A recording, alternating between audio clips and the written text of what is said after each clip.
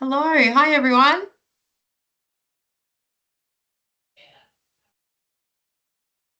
Checking you can all hear me. Getting a thumbs up. Yeah. Okay, great. Yeah, so I think as you'll come in, your mics have been set as off for the moment. Cameras are on or off. Feel free to do whatever you please. We will be recording this though, so um, just be aware of that. So if your camera is on, your face will most definitely be in the recording. Um, we'll just wait maybe a couple more minutes. I've got a few more to come through and then we'll kick it off.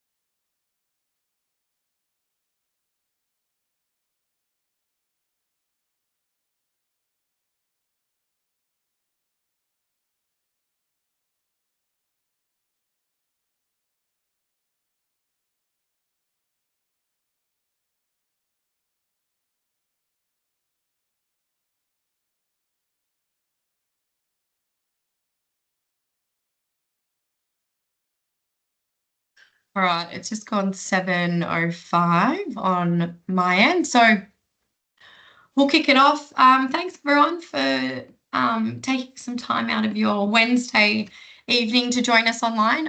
Today's session, or firstly, for those of you that don't know me, my name's Claire Hockey. I'm the Recreation Participation Officer here at Manningham. I coordinate all of our club development and bombard all of your inboxes with constant opportunities for upskilling and building knowledge about running a successful club on and off the field.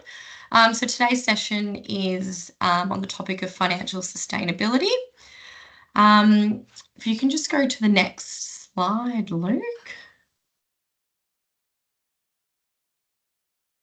Right, so we'll just kick things off with the acknowledgement of country. We acknowledge the traditional owners of the land on which we meet today, the Wurundjeri Wurrung people, the traditional owners of the land and waterways known as Manningham, and pay our respects to elders past and present. So we've got Leisure Networks here today. We've got Luke, who is the Manager of Sport, Rec and Health at Leisure Networks, and Susan Mitchell, who is the Head of Finance at Leisure Networks as well. And tonight's session most likely wrap up a bit before 8:30, but have allowed that time there if we've got questions from anyone here. All right, over to you, Luke. Thanks, Claire. You've done your bit. Feel free to tap in and out when you need to.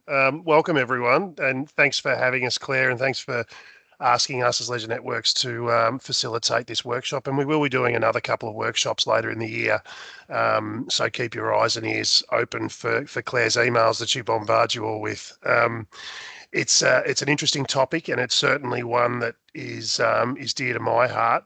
Just for everyone's benefit, I've worked at Leisure Networks for the last nearly 4.5 years. I've previously worked with AFL Victoria for 10 years through that development phase. So a lot of the work that and the content that we'll be covering tonight, and specifically from our head of finance, Susan Mitchell, will certainly be very much front and centre of all sporting clubs. One thing that I do want to ask, if possible, and I do see an Eltham Panthers netball club there, and it's interesting that Matt, if you can hear me, my son actually plays for Eltham. He plays footy for Eltham. He resides down there with his mum, so just very interesting about that. Um, what I want to get everyone to do is within the chat, if you can, please put your name. It doesn't have to be full name, just your name. Probably more importantly, the club that you're representing tonight. Just gives us a bit of an idea of where we're pitching tonight's meeting and conversations. Generally speaking, the content that Susan and I will go through is very generic, but I don't want to be heavily skewed towards AFL and that type of thing. So please do that. It'll just give us an idea over the course of the night.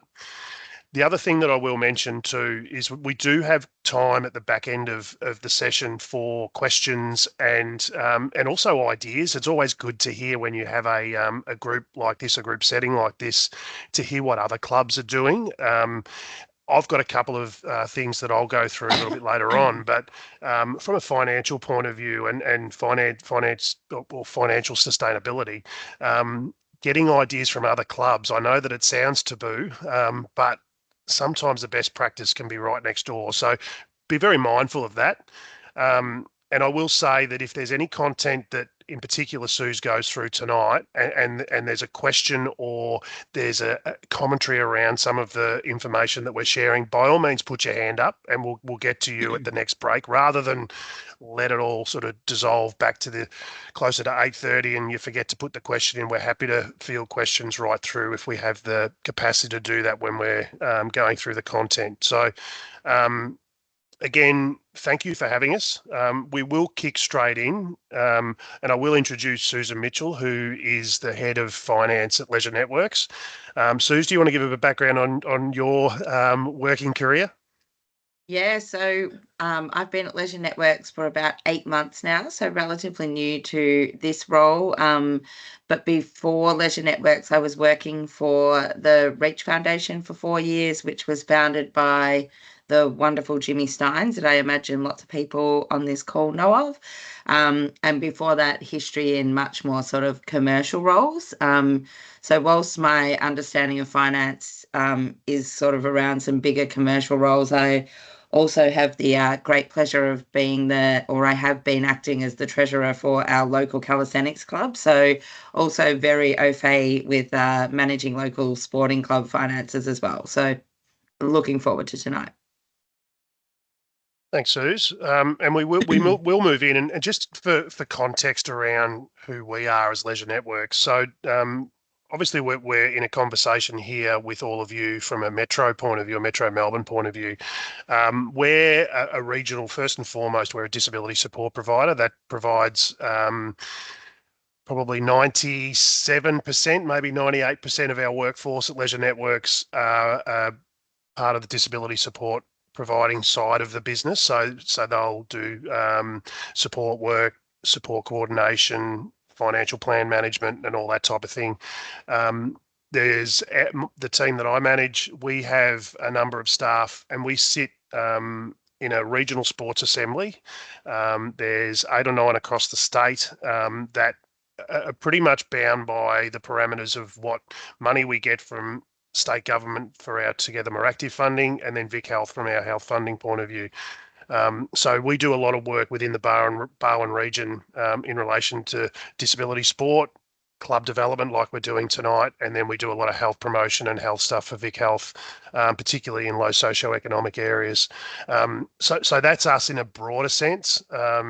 We're certainly not bound by, from a workforce point of view, we're not bound by our region of 5 LGAs.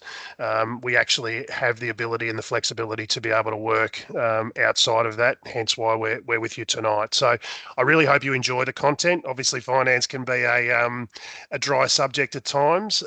When I present, I like to add a bit of flavour. So if I do happen to stumble on the fact that I barrack for Carlton, then please don't take offence anyone by that, because it's been a tough year and I'm emotionally unstable when it comes to talking about the Blues anyway. So we'll crack straight in. Again, like I said, if there's any questions, please sing out right through. If you don't want to put it in the chat and you want to actually raise your hand and say something, audience participation is great. What we're here for tonight, the plan itself, there's 3 key areas. We want to know what it means to be a financially sustainable club. We want to increase the knowledge of spend versus budget and then forecasting. And then at the back end of the conversation, this is where I hope that we get some really good commentary from you guys, is the diversifying your club income stream. So not necessarily just your fundraising side of things, but that's where I think opening that broader sense to what different clubs are doing makes it more important and more tangible, rather than seeing what the AFL might be doing or Cricket Victoria might be doing. So please, by all means, jump in when you've got some commentary around that. You guys, and probably one thing that I missed, I need to commend all of you for being volunteers at your clubs. It probably goes unnoticed, a lot of the work that you guys do within a community sports club. I know my wife plays netball down here for a football netball club, and the amount of volunteers that clubs have and are heavily reliant on is amazing. And obviously some clubs are better versed than others in relation to it. So I really do thank you from the bottom of my heart around the work that you're doing tonight and being here tonight, but more formally, all of the work that you do at your club, because if by being here suggests that you've got a real passion for the club that you're representing, and really want to ensure that the sustainability of the club doesn't go just for the remainder of a season or 6 months of a season, that it's there for 5, 6, 10, 20 years time. So part of the of what we'll cover tonight, and we're not going to be this isn't a finance 101 type meeting. We're gonna talk about some pretty cool things, and it's not boring and budgets and balance sheets and all that type of thing. We'll be covering a number of different topics. That's where the expertise of Suze will jump in. But if you can see on your screen there that we'll be looking for where your key areas of consideration, cash flow and forecasting is super important when it comes to the longevity of your club and financial longevity. Monitoring your spend, where you've got your cash reserves, payment terms, and then obviously diversifying your income. And I'll be interested again to chat about where you engage with your sponsors and how you do that. And the long-standing sponsors, are they just a write a check every year type thing, or how that works? What I'm going to do now is I'm just going to throw to Suze, who'll punch through the next few slides from a finance point of view. Suze, I'm going to throw it to you. Obviously, we've got some pieces there that are the keys for your financial sustainability. So I'll get you to run through those, and then we'll get cracking into the presentation. That sounds great. So just a little bit of an idea. If I think a few people sort of wrote their names and the sporting clubs, but even just a bit of an idea or a little click hand raise, who's acting as a treasurer, I guess, or who's acting as a president for the clubs. Yeah, so we've got a few treasurers popping up here and a few thumbs up. So you'll all sort of be a little bit aware of, a profit and loss, a balance sheet, a statement of cash flows, and why they're really important. It's really important for us to understand how much money we're making, that we're covering all of our club expenses with income, that we understand our cash reserves, that we're looking at a position at a certain point in time, not just to know where we are now, but to make sure that we are sustainable and viable into the future. So I'm sure you've all had plenty of experience with those 3 points that we've got at the top. So I thought I might concentrate a little bit more on why it's so important to monitor our spending and build cash reserves, and talk about deferring the avoidable costs. I want to really focus on negotiating payment terms with suppliers and how we might do that in a few different ways that might not have thought of so far, and also looking at diversifying revenue streams and why that's so important. So in terms of monitoring spend, and sorry, Luke, I'll just keep you on that page just for 1 minute. Sorry.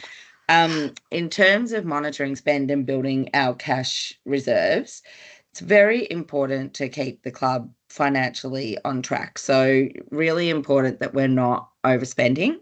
And, you know, it's very easy, I think you would all know, throughout the year to overspend before you know what your memberships are going to be, before you know what your sponsorships are going to be, before you know what your fundraising income is going to be. It's really easy to commit to spending, but making sure that we're, keeping our club financially on track is very important. Monitoring our spending promotes financial management. So, we want to build trust with our members, and we want to build trust with our community, and being transparent and monitoring our spending is really important for that. It obviously improves our decision making. So what gets tracked gets managed. So without monitoring our spending and looking to build our cash reserves, we're just not managing appropriately. We need to identify areas of overspend or underspend. In a lot of clubs, we have a lot of different age groups, a lot of different, people with competing priorities. So it's important to understand where the fees for all of those different age groups are going, making sure that we're fulfilling all of the members' needs and wants, as well as what's important for the club as a whole. Monitoring our spending is really important to support grant applications, and that's something that we'll talk about a bit more towards the end. But applying for grants is a great way to boost your club's finances and help keep your club financially sustainable. It's very hard to do that, though, without having really good financial records. And monitoring helps us plan for future seasons. So a lot of us, will get together at the end of the year and start to think about next year and how we're going to plot out next year's expenses, what sort of things we want to invest in. Do we need ground repairs? Do we need new costumes if we're a dance club? Do we need do we need extra lifesavers if we're a swim club? I think I saw a swim club on here. So being able to plan for the future is really important as well. And then part of that monitoring is obviously deferring avoidable costs too. So in terms of negotiating payment terms with suppliers, one of the things that I want to talk about, it's a really good way to monitor your cash flow. As you'll know, especially those who are treasurers, it's very hard. Monitoring cash flow in a sporting club is really hard. So as I said, you're often waiting for parents to pay fees. You're often waiting for fundraisers to happen, but those costs, the costs keep coming. So being able to negotiate is really important. And there's a certain way that we can do that. So leveraging our kind of group buying power is a really valuable way, I think, that we can negotiate payment terms with suppliers. So that can mean partnering with other clubs, partnering if you're all football clubs and, you all rent the same ground. That can mean partnering with other clubs to try and negotiate better terms. So I guess understanding your buying power is important. And also understanding the value of your member base and your community presence and what that means in terms of negotiating power. Especially local sporting clubs, if you're using local suppliers, providing, leverage for, local suppliers to work with you based on the number of members that you have, offering discounts for members, that sort of thing. So we can look at all of that. And then also looking at flexible payment terms. So a lot of local suppliers will work with you on flexible payment terms. And it's really important that you leverage those relationships as well. And it probably goes without saying, but making sure you're getting lots of quotes or multiple quotes for works that need to be done and different suppliers that you're dealing with. The first quote, if you're only ever dealing with one person, then you never know if you're getting the best deal. So getting multiple quotes and leveraging multiple quotes. I might kind of take a little breath there and see if there's any questions on any of that.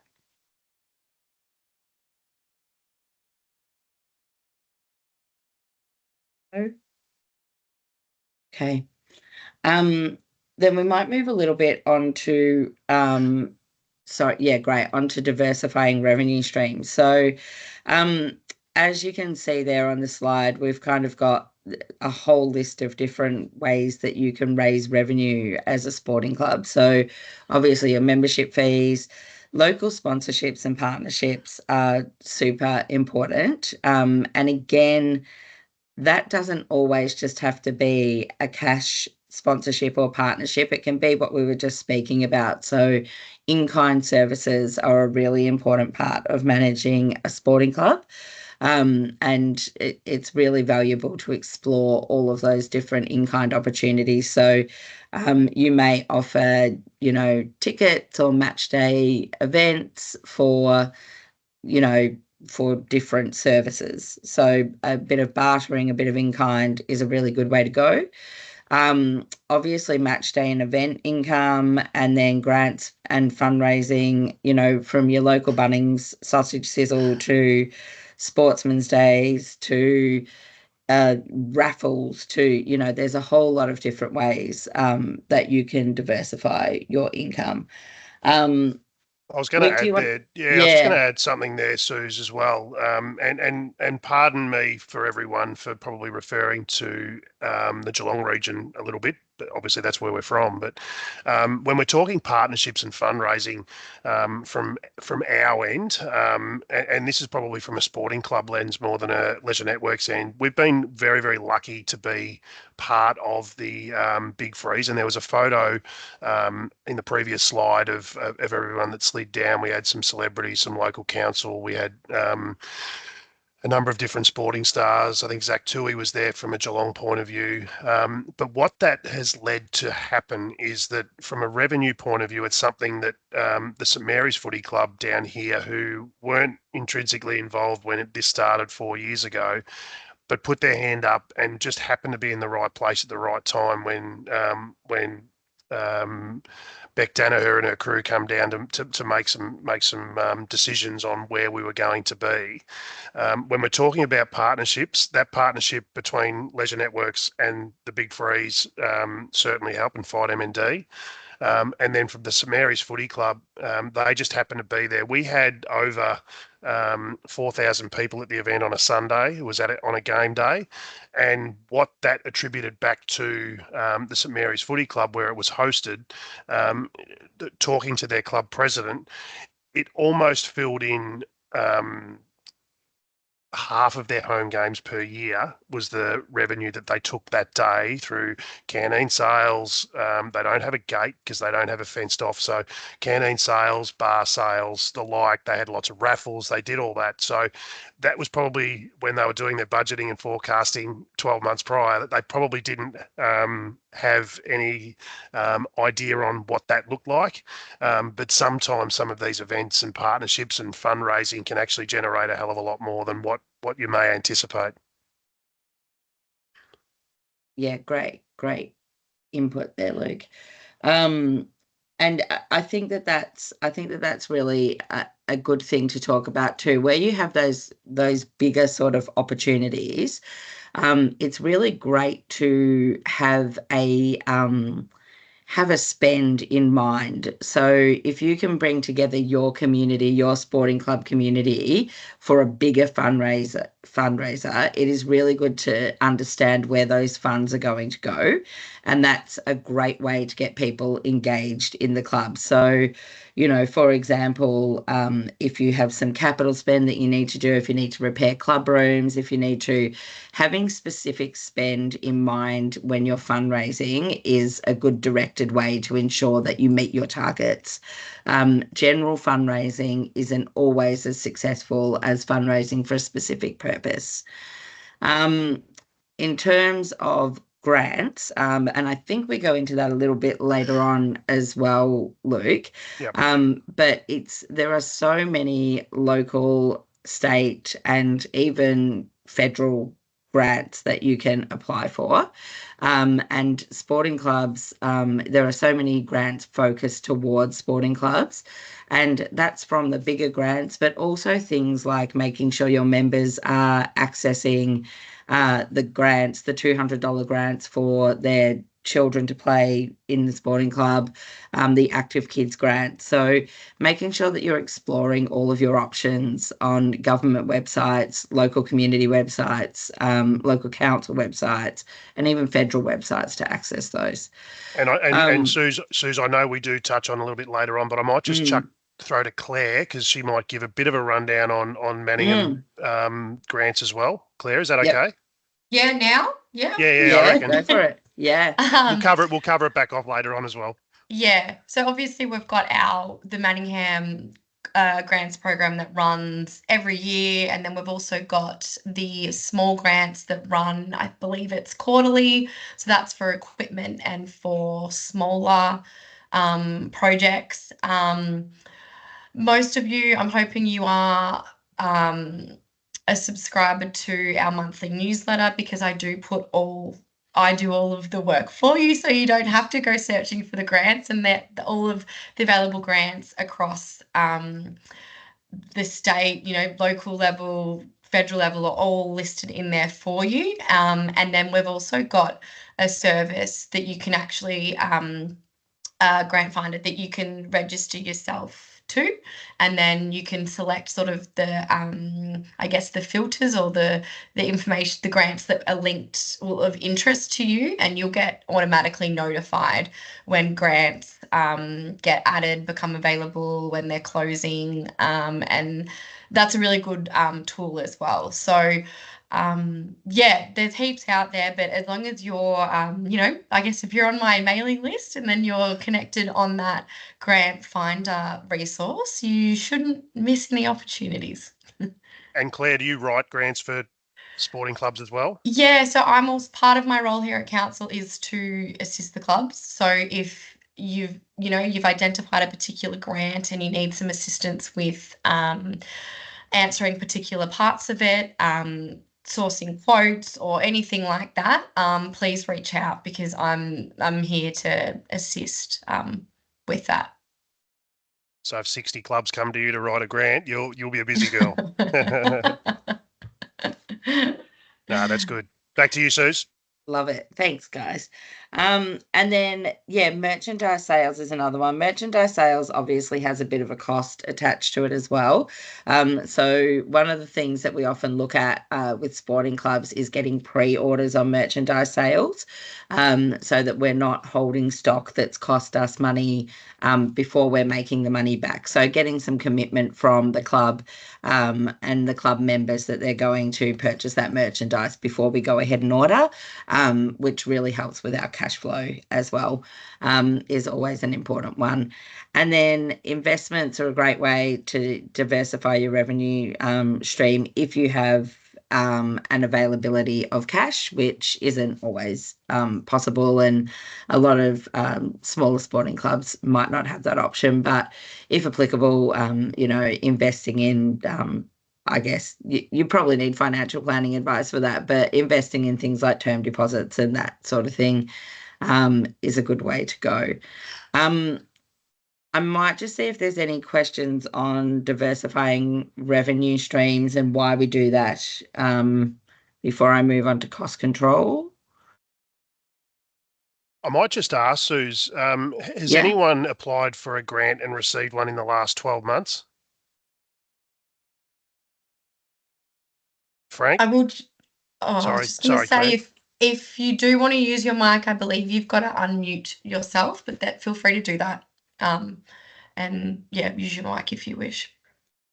So there's been a couple of people that have written in the chat that they have and been successful, and I mean we don't need to go through the terms of how much or anything like that, but I think that from a sporting club, a local community sporting club point of view, and it certainly opened my eyes in the last 4 years at Leisure Networks around grants and funding and the like. I'm not saying it's easy, and you certainly have to have a skill set to be able to write a grant, but understanding that you can actually get a grant to pretty much do most functions at your sporting club, which is amazing. Now you're not going to get them all, and there's a time constraint there around applying for them. But I just think that it's an opportunity for, like Sue said, it's an opportunity almost for free money in a lot of ways. The other thing that I'll say to that, for some clubs might not have the expertise sitting within their club to be able to do that. You've obviously got Claire to be able to assist from a local council point of view, but there are also alternates around grant writing. I know that we applied for some fairly hefty funding 12 months ago, and we engaged with a grant writing team, and they pretty much don't charge you initially, but they'll charge you upon being successful. So they might charge you a nominal figure of maybe, depending on what size the grant is, but it might be $200.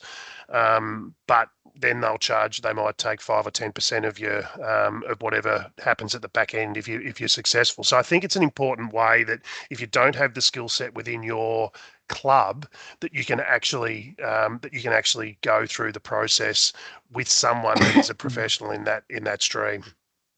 Sorry, Suze. No, that's okay. I actually just saw a little question pop up then, just from Joanne, a question for Claire. Our club is organising the launch of a book about our club. Given the club is located in Manningham and really covers the life, that might be a specific question for later. But Claire, I'm not sure if you want to grab that one and if you want to take that offline or. Yeah. Joanne, I'll reach out to you and find out more, and we can have a chat. Beautiful. Okay, so cost control and efficiency, and we touched on this a little bit already, but smart budgeting and forecasting. So one of the reasons that we want to be clever about recording our actual expenditure during a year is so that we understand what's coming up next year and for forecasting purposes. So we can never anticipate everything, but trying to see around corners as much as we possibly can is really important. And again, Claire mentioned her newsletter, just keeping on top of things that are coming up in the community and understanding how they will impact your budget and forecast is really important as well. So history often is the best way for us to look forward. So, as I said, understanding budgeting, but also planning for upturn or downturn. So, having a think about what happens in the next year if we don't get as many members, what happens if we don't get as many sponsors. So, kind of having a think about contingency planning and how we manage that is really important. Avoiding wasteful spending, and wasteful spending can be classified in lots of ways. It can be spending things on, unnecessary items, but it can also be overlooking opportunities to have an in-kind relationship. So, for example, a lot of your local trades, your local retail stores will really happily provide services or product for advertising, for brand visibility. So making sure that you're working with your local community is super important.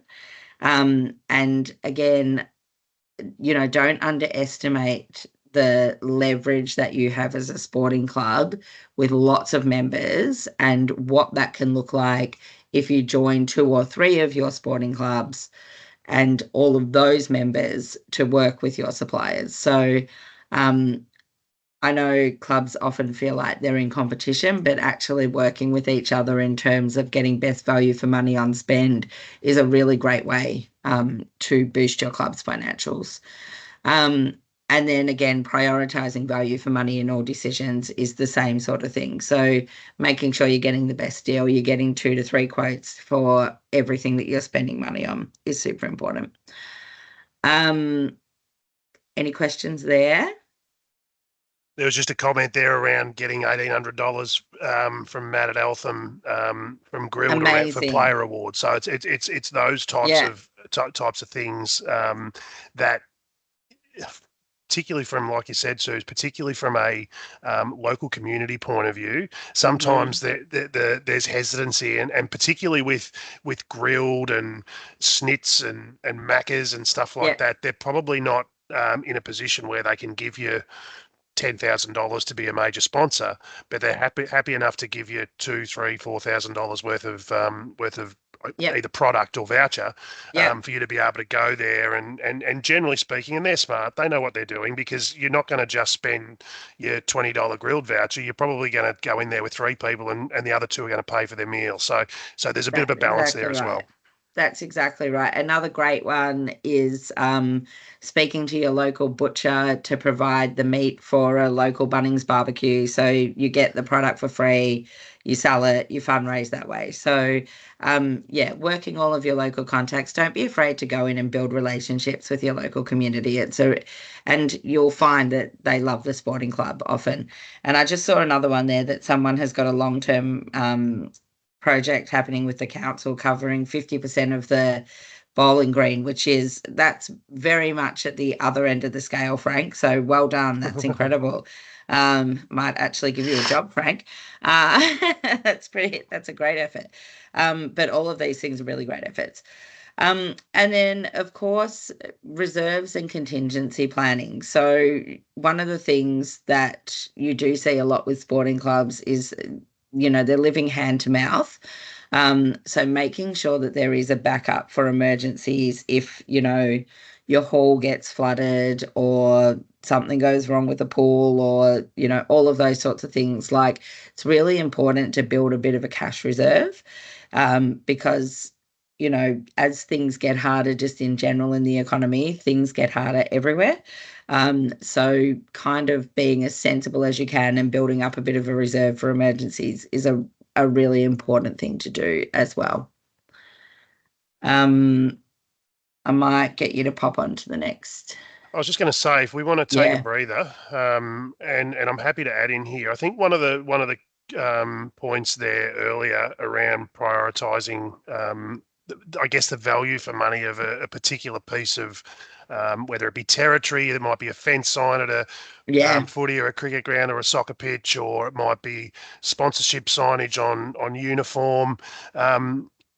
Don't sell your soul to the devil. Really understand what that's worth, and that's where I say around talking to clubs I guess, around you, to get a bit of an understanding.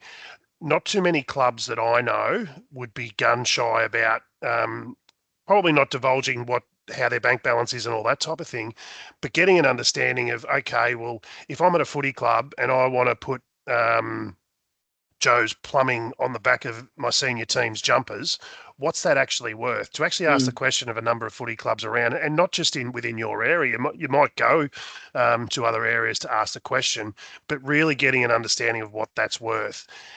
On the flip side to that is that I see so many fence signs, and every club are very different, but I see so many fence signs that look like they've been there for about 30 years. So someone's invested in that 30 years ago and probably given the club, might be a pro bono, might be $1,000, whatever it might be, but they've had 30 years worth of Mhm. signage on the ground and probably only paid for 2 or 3 years of that. So being a little bit smarter around that, and not as wasteful when it comes to sponsorship. Yeah, Is great, anyone great else? call I'm out. interested. I'm interested to see whether anyone else is in that position, particularly from what I just mentioned.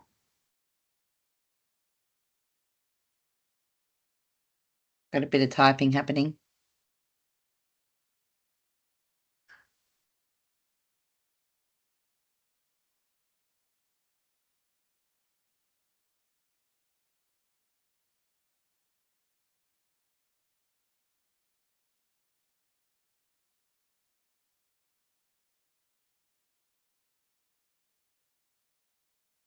Mm. The ground signage one's a really interesting one because it's Yeah. like I said, the footy club that I used to play footy for, I literally can go back there now, and there's one particular sign that I know has been there since I played, and that was quite a while ago now. But I know that sign has been there, and he actually doesn't even have a business anymore. So he's getting free publicity for something that he doesn't even own anymore. So it's just interesting. Yeah. Yeah. Looks like Yeah, these it's great. guys are Everyone's on pretty top of much it. onto it, which is great. We move Yeah. on, Suze. We move on. We move on. No, it's great. It's really great. Okay, yeah. So I guess then thinking on continuing on, what does it mean to be a great financially sustainable club? Good governance and transparency. So it's it's very important that your members have trust in the committee, and that the committee is transparent. Holding regular meetings where all of your members are welcome is a great way to do that. Um, as I said, people have at all sporting clubs, as many of you will know, I think there are a lot of different competing priorities.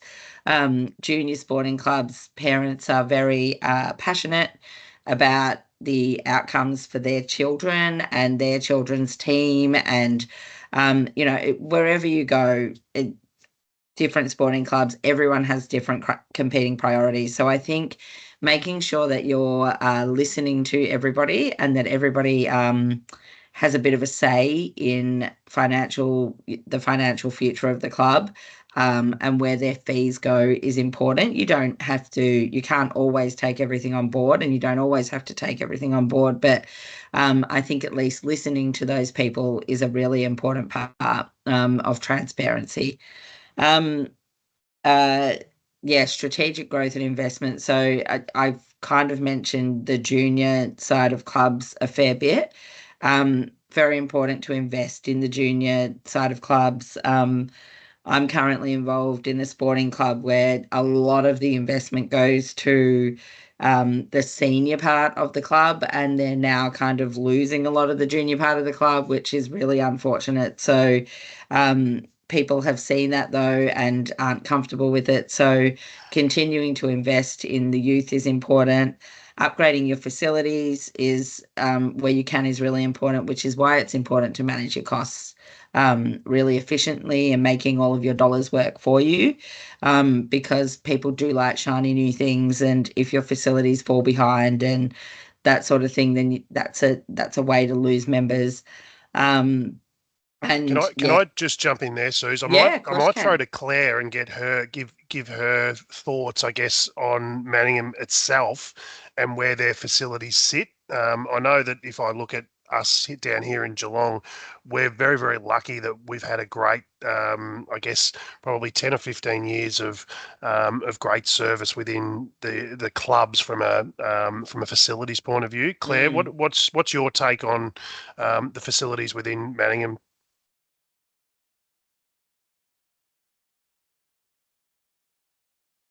No, you're right. Um, um, so here and there, we've certainly still got some older facilities, that certainly still need some upgrades and some improvements. Um, yeah, I'll be honest, the facility side of things don't sit with me a whole lot. Yep. So I can't provide a great deal of information, but we've certainly got some older pavilions and grounds that need some upgrades for Yeah, sure. no, and sorry for throwing that to No, you it's while you okay. had a mouthful of food. I'm very sorry. But no, it's amazing that that council can actually can generate conversations. And again, this is where when you link with someone like Claire or anyone at David at Manningham or David, David Price um, here at council. Yeah, yeah, yep, and having those conversations just to get yourselves on the for map, sure. because sometimes you fall under the radar and everything happens around you that you sit there and it's almost a poor me type setup. But if you start having those conversations, even if you're only starting now, to start a conversation now is better than sitting on it and starting that conversation in 12 months' time. You might as well start it now. And Yeah. I might just say something there as well. And I know that for the clubs that that apply for allocations at our grounds, each season, each year, having that sort of information in the strategic plans that you submit to us, with your vision on, your infrastructure upgrades and things like that is really useful, because that, we do look at those, and then that can as well support you in getting, the infrastructure upgrades that you're after, sooner and on the agenda of council as well. So that's an important piece for us as well to look at. Yeah. And I certainly don't want to make this a sales plug, because I'm certainly not a salesperson, but by all means, again, Susan and myself, our contacts will be shared post this meeting, and that strategic view of a sporting club is something that we can certainly assist with. I know council can too, but it's certainly something that sits well within our sweet spot, I guess you can say, here at Leisure Networks, that if there is some development of some strategic planning, there's always plenty of grants out there for strat plans and participation plans and looking at growth plans and stuff like that. So we're also happy to have those conversations moving forward. Suze. Thank you.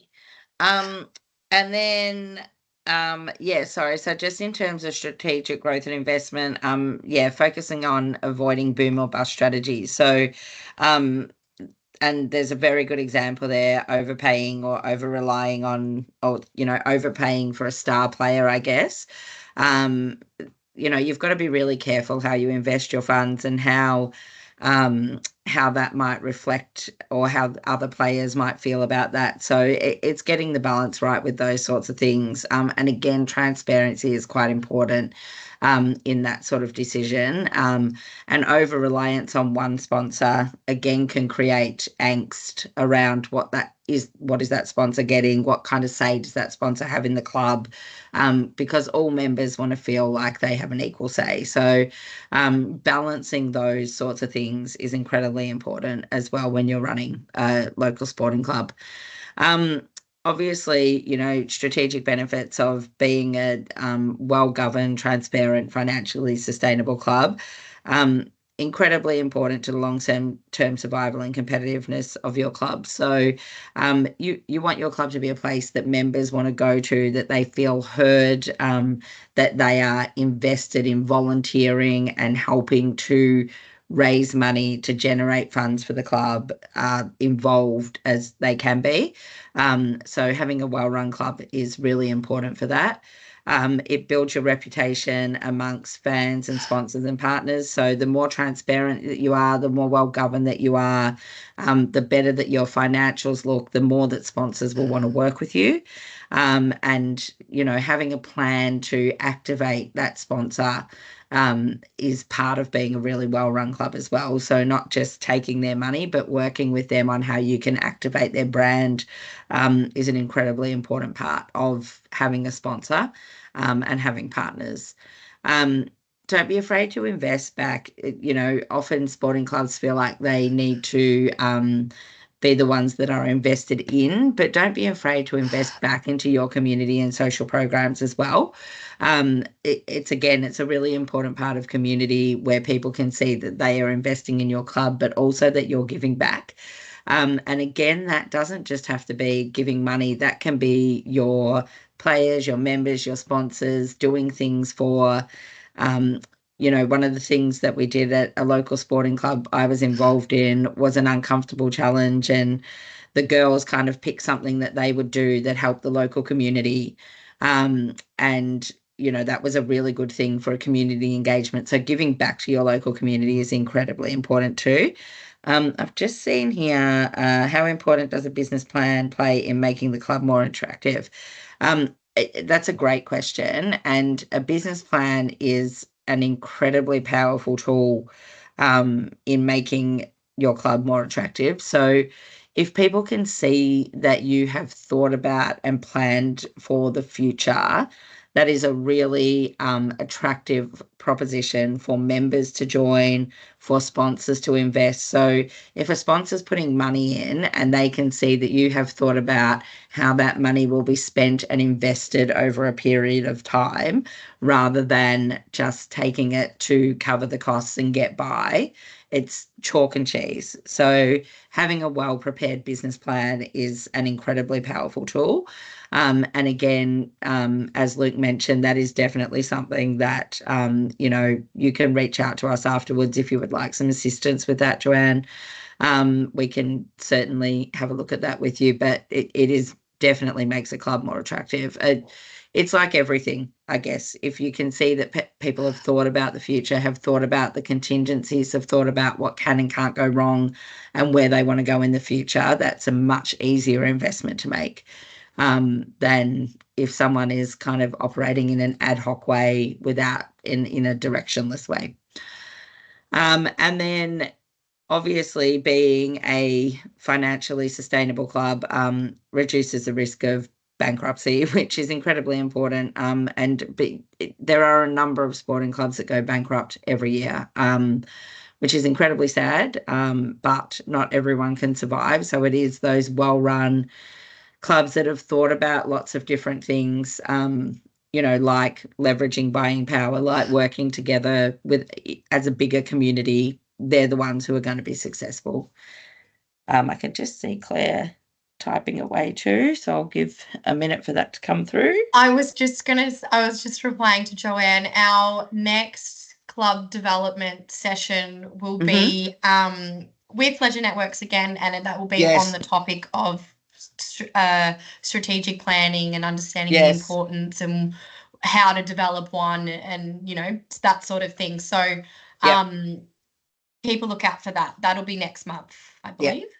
Yeah. Stay tuned. And I think just touching on everything that Suze has just mentioned there around the benefits, regardless of what sport you're involved in, there's a high price, I guess you can say, around being competitive and winning a premiership and doing all that sort of stuff within a local club. Some of the best clubs that I've been involved with have been the clubs that may not have had a hell of a lot of success, whether it be at a senior level, whatever sport they're playing, but they are a community club. They are well run. They are well planned, both business and strategic. And in all honesty, the people that go there would never leave. I had a conversation with a club 12 months ago, and the president said to me, they're only leaving because we can't pay them enough, B, we don't win enough, and C, A, we can't pay them enough, B, we can't win enough, and C, I'm quitting as president at the end of the year, and they're all going to follow me. Why is everyone leaving? So the C is irrelevant, but A and B, I challenged him to say that losing isn't a reason why someone leaves your club. If you make your club the destination club for the people that are there and those that come into your club, they will never leave. I think I played cricket and footy and the sports that I did for one club. The only time I ever left was when I moved away. So if you've got a club that, like I said, is well planned, business, financial, strategically, you've got a good cohort of volunteers, that's where that financial sustainability comes in, because people, parents, juniors, everyone, all the members, they don't want to leave.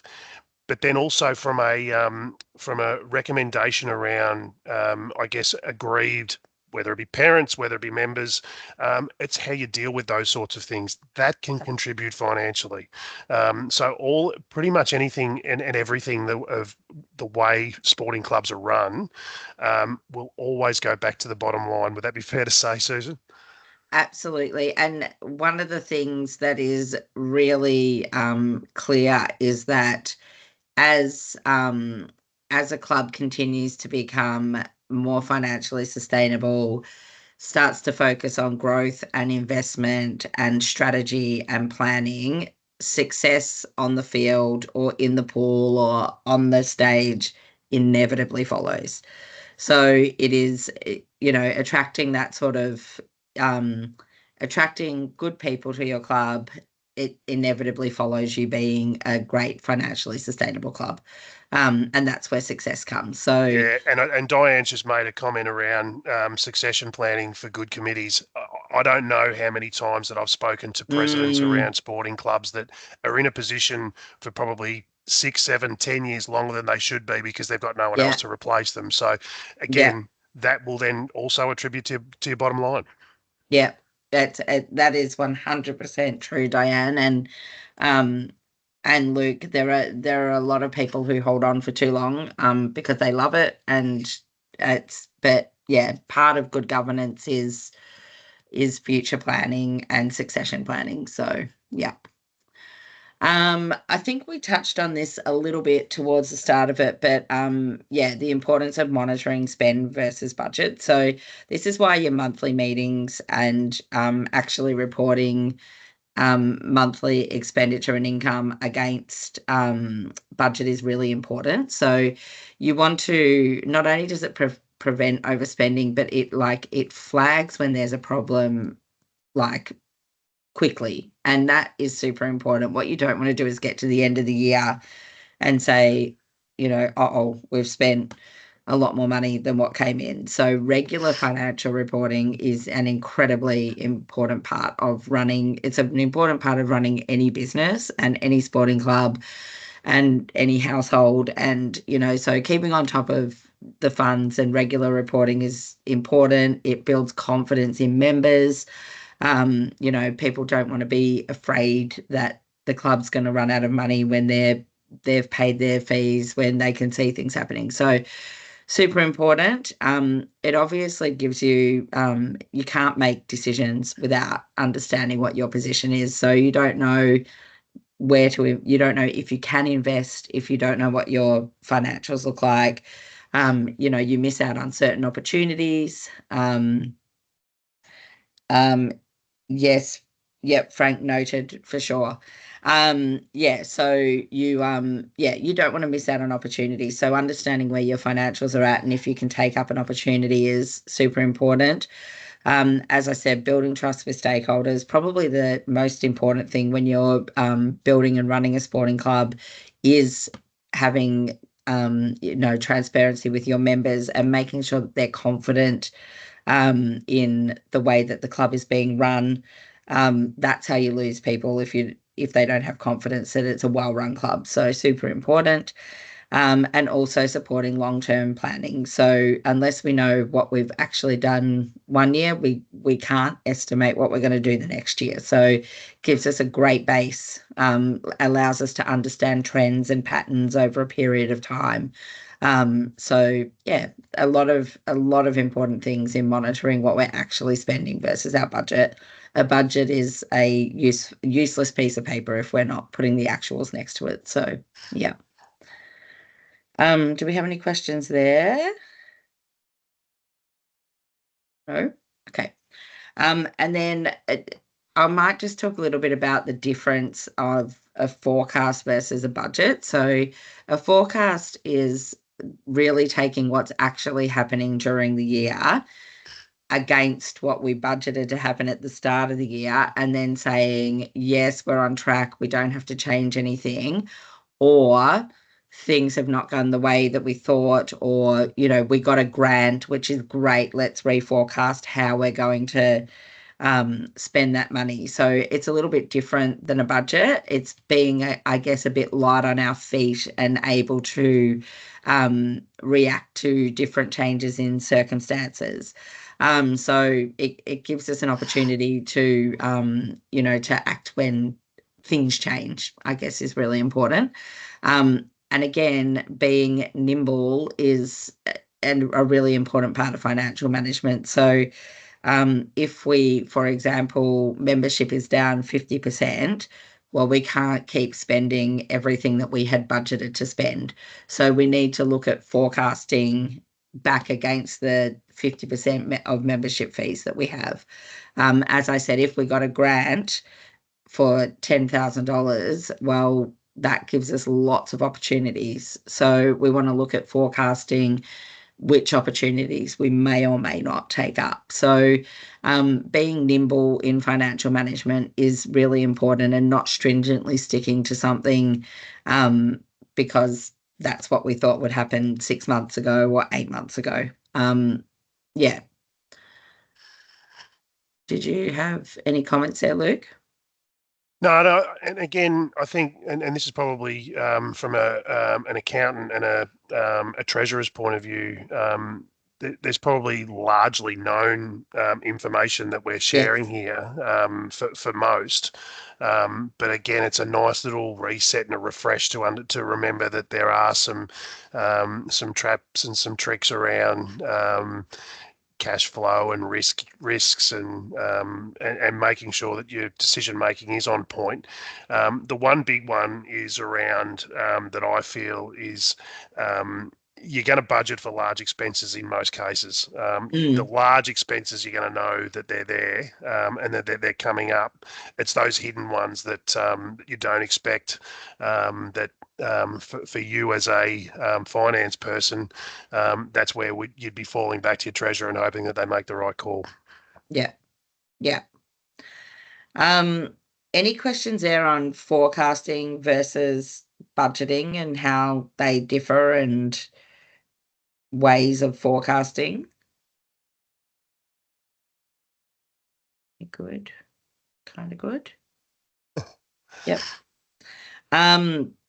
Yeah, so the budget, as I said, a forecast is a little bit different than a budget. So a budget is taking our what we know has happened previously, all of the knowns that we understand for the current year ahead, thinking about the things that we need to spend money on, thinking about the things that we need to invest in, making sure that we are taking into consideration any strategic plan that we have in place, and that we are both spending and generating income in order to help us achieve that strategic plan.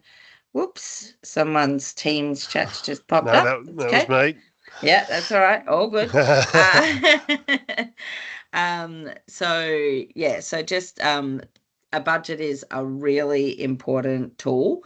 And as I said, we should not stick to it stringently 6 months down the track if things haven't gone the way we thought we have. But it is so important to budget so that we can understand that we're meeting our strategic goals.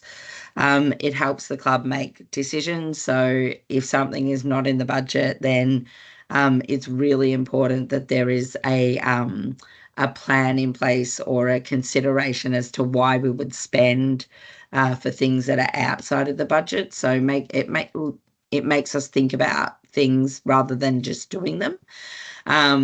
And yeah, that's sort of the financial viability. So it stops us overspending. So if we have a budget in a football club for a player and that player wants 20,000 more a year, well, we wouldn't do that without really thinking about, is it going to bring in extra income?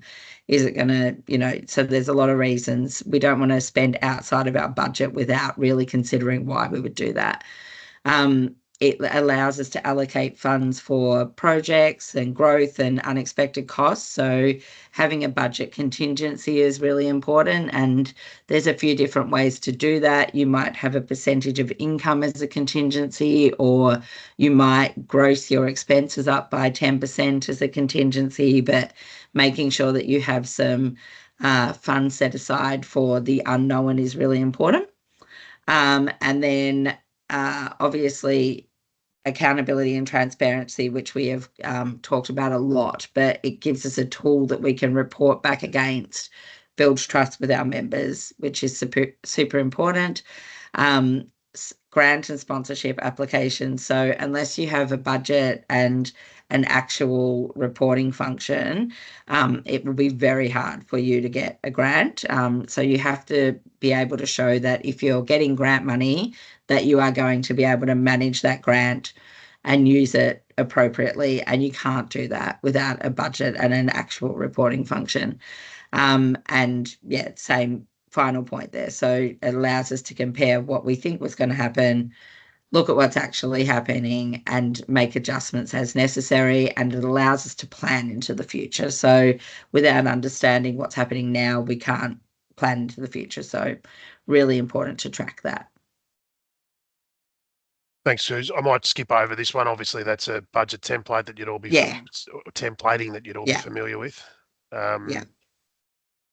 Yeah. And then again, this is, I guess, talking about regular internal financial reporting. So again, this would be your your monthly meetings that you might have with members. Some people do it more often than a month. Less often than a month is probably not a great idea, because it's just that bit of extended time for things to get a bit out of control. So I would recommend that you're reporting your actuals to your budget at least once a month. And it allows you to stay on track. So more than a month is a long time. If you're overspending, it's a long time to not be able to pick up on that. So making sure that you're having regular meetings is super important. Identifying problems early. So if, for example, our membership fees aren't coming in at the rate that we thought they would, if we aren't selling merchandise at the rate we thought we would, if ticket sales aren't going the way we thought, it's super important we know that sooner rather than later, so that we can adjust our expenditure accordingly. So we may have had money set aside for a project. If the income doesn't come in, then that project either has to be put on hold or pushed a bit further down the track, or maybe abandoned altogether, depending on what the situation looks like. Again, keeping committee and members informed and engaged. People are really interested in where their money's being spent within a club.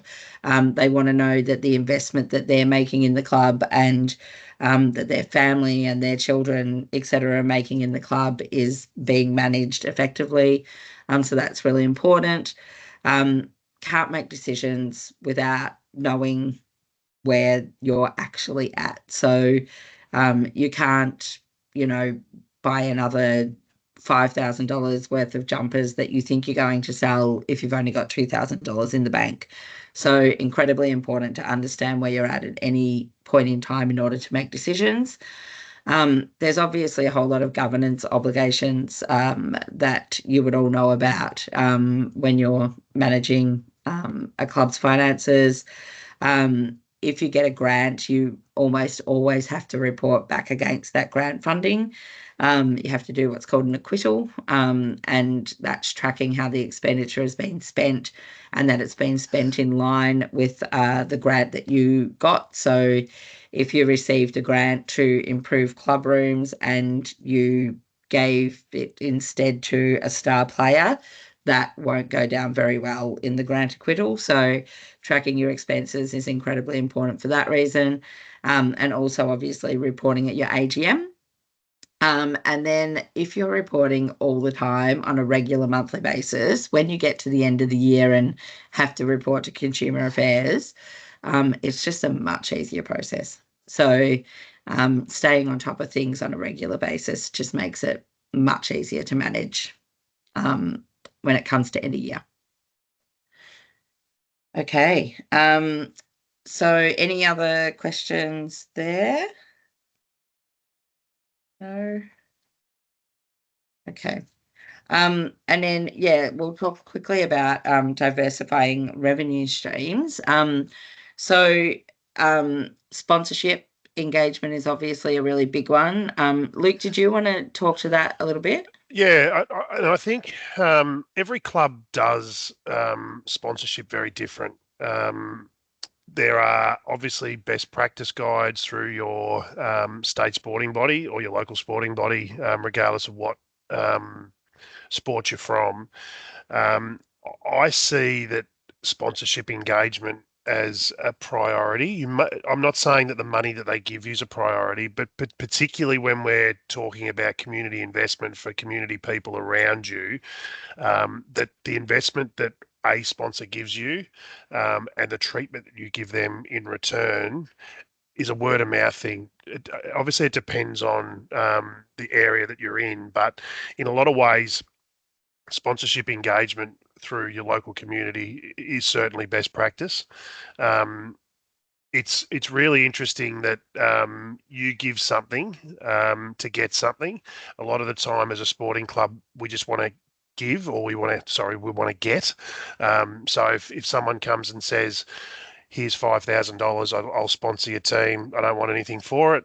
No worries, we'll take your $5,000.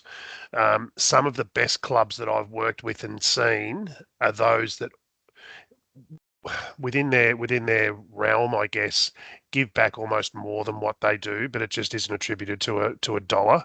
So it might be that they're invited to, as you all would do, presentation nights and the like. When I spoke earlier around community engagement and charities, and I mentioned Fight MND, it might be Good Friday and the Royal Children's Hospital appeal. It's all of those things that sit within, in a lot of ways, within sponsorship and the view that community have of your particular sporting club. You don't want your next door neighbour to take advantage of or be a step ahead of you when it comes to this. So, as I said before, um, ask the question now and you'll get the answer. If you sit on the question now and you go 6 months' time and think to myself, I should have asked that question 6 months ago, just ask the question, what's the worst that can happen? So whether that's you're going back to Claire and asking questions of council, whether that and I'm not a salesperson, so I'm not going to go in for the local football netball club that I'm involved in and cold call and say sponsor us, sponsor us. That's not my go.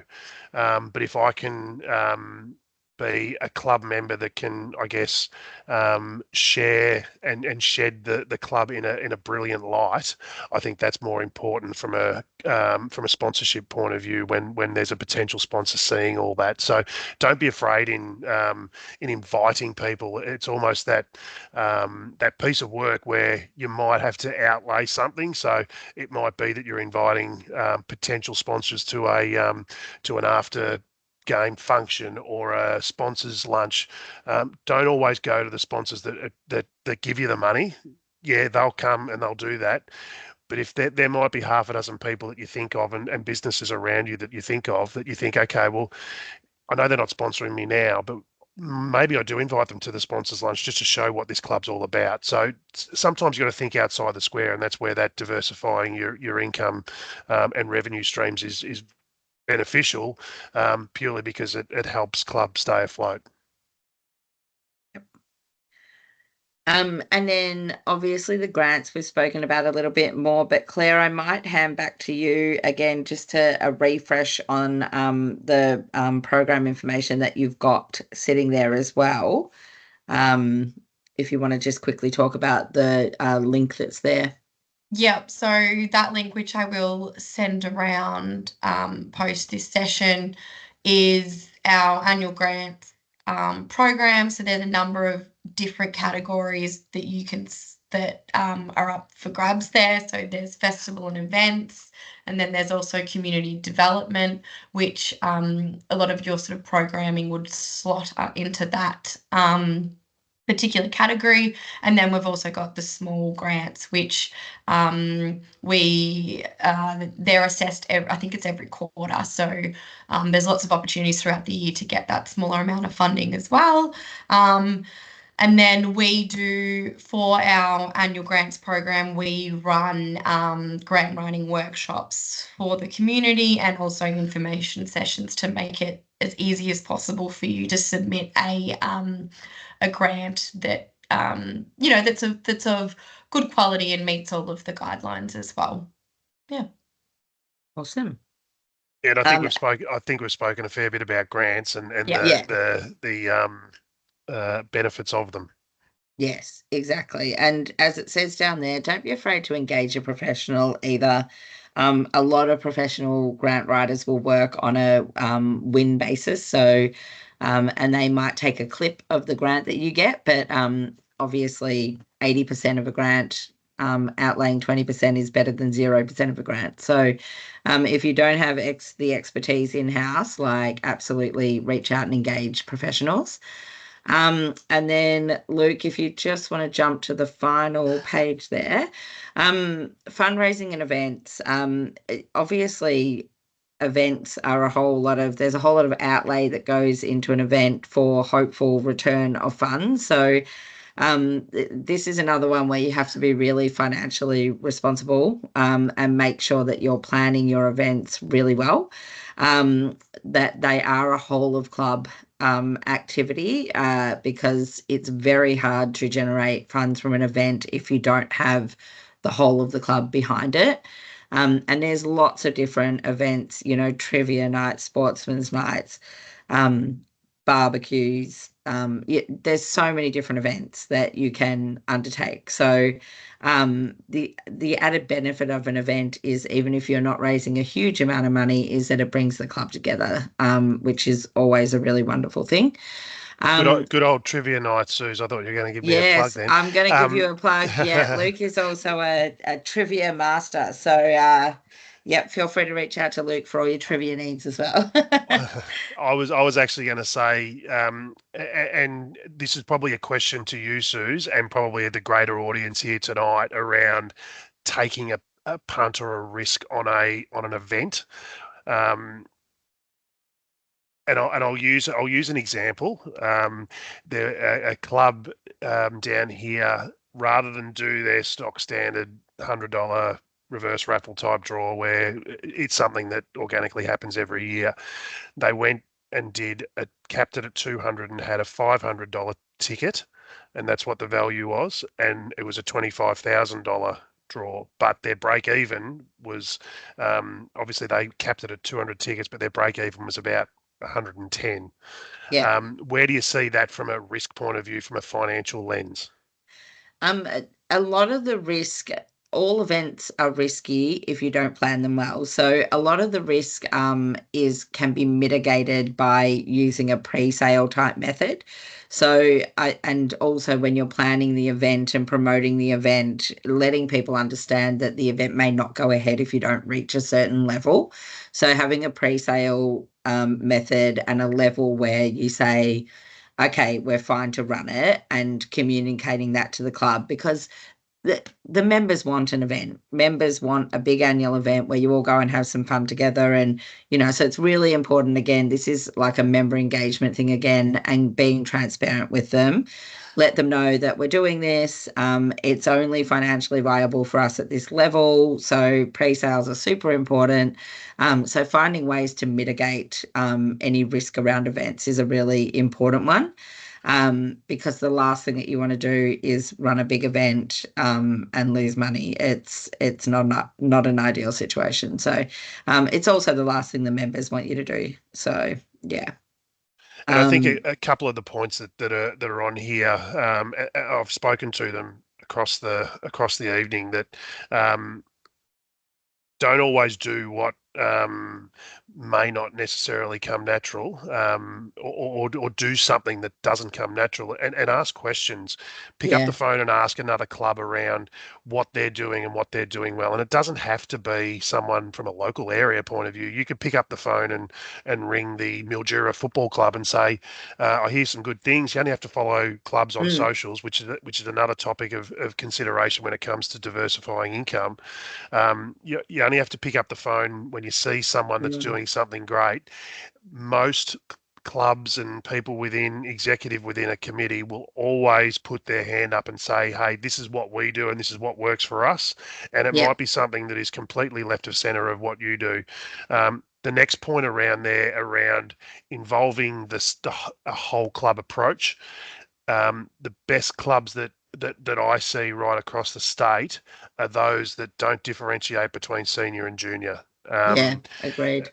Parents, kids and parents bring, as it says there, this different level of engagement into your club. I'm talking probably main sports here, but generally speaking, most players at a senior level are being paid to play at your club. Yeah. No one from a junior level is being paid to play at your club. They're there because they want to be there, and they want a full engagement, and they want a full community aspect of your club. So for everyone on the call tonight, I implore everyone that engage parents and juniors. It's the most important part of any sporting club, regardless of what sport it is. It is just so important for the long-term prosperity of your club, both financially and actually being around. Yeah. Yeah. As it states there, we'll also have our fundraising and sponsorship webinar that we'll do later in the year. So we'll certainly talk a little bit more about that as well. Yeah. And I think it's really important, Claire, you made a great point. Ask your members and players and know your members and players. So I've seen clubs do things where they have, like you said, Luke, a $500 ticket, and I mean, people can't afford it. Yep. There are some clubs that are hugely wealthy and they can do that. There are other clubs where that's just not an option. So understand your members, understand your member base, understand your players, and their priorities, because yeah, a lot of families are needing to eat, not go to a $500 And fundraising. it's a great point, Suze, because there was a lot of angst within the club Yeah. around, we've got to sell some more tickets and the Mm. players have to do it. Well, some players can afford that, and the senior players might be able to get paid. They get paid to play, so they can afford Yeah. it. But to the junior Yeah. players, to the netballers, all that sort of stuff. So Yeah. I think it's an important one to ask where the membership base, where they want to pitch all their efforts into. Exactly. And I'll just jump in as well. I think as well for Manningham, we've got a really diverse demographic and we've got a lot of Yes. multicultural families here. And I'm sure that the membership base at our clubs in Manningham reflect that as well. So, maybe the traditional, I don't know, maybe the traditional trivia night might not actually be what is of interest to majority of your That's clubs. right. So getting that feedback and maybe even tapping into some of, I don't know, the cultural traditions within your membership base and building an event or a fundraising opportunity off the back of that could be something quite unique and be a bit more or see more uptake. Yeah. Yeah, Yeah, it's a no, great great call. idea. Yeah, really great idea. And then, yeah, final point on just brand awareness of your club. Nothing will make your club bigger than having more members. So, being a positive, active member of your community, like don't be afraid to give back. Don't be afraid to attend local charity events. Don't be afraid to represent your club in a really positive way across the community, because that is really the best advertisement and the best way to become financially sustainable, is to have a really tight-knit, well-run club. So yeah, I think we're ready And for that, questions. Oh, sorry, I Luke, think we're we are. gonna. No, I was just going to say that last point around don't be afraid to give back. We've spoken about that a lot tonight Yeah. in relation to it. And again, some clubs tend to think that it's a get all the time, and in a lot of ways, that can work for a period of time. But if you're the club that, like I said, hosts charity functions, if you put your hand up and you're lucky enough to have Fight MND tap on your door and say, hey, we want to host this here, or Good Friday Appeal want to come out and do this, whatever it might be, there may be an outlay of some money there, and it may be a volunteer base that you need to attract, but never be afraid to give back to your community. Yeah, really important. Questions? We've done pretty well. It's 25 past 8. Right. Timing wise, we've done well. But again, if there are any questions out there that you want to articulate verbally, if you want to turn your microphone on, by all means, shout out. We can also, if there are questions that you have regarding tonight that you want to share, and when we do cut off here and end the meeting, by all means send Claire an email and she'll shoot some stuff off to us, so that and we'll get back to you ASAP. We always do. Well, Yep. within reason, I would have thought. But I'd love to hear some more ideas around, I guess, that club functioning idea around diversifying your income in probably a different way. Is there anyone last call? Is there anyone that wants to be brave enough to put their hand up and give us an idea of what your club does that may be a little bit different to every other club?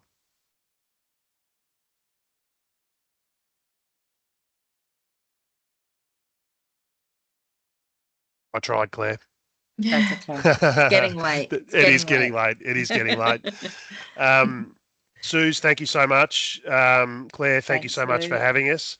To you, the Thanks, wider Claire. audience, if you have had or you're in the middle of your season, good luck for the rest of the season. For those that are just starting, there's some cricket clubs on. Good luck for your new season. You'll hear from us shortly around a couple of other workshops that we'll have in the upcoming pieces of time. Claire will shoot all that information out. Really appreciate your time tonight, and enjoy the rest of the evening. Thank you. Thank you. Thanks so much, everybody.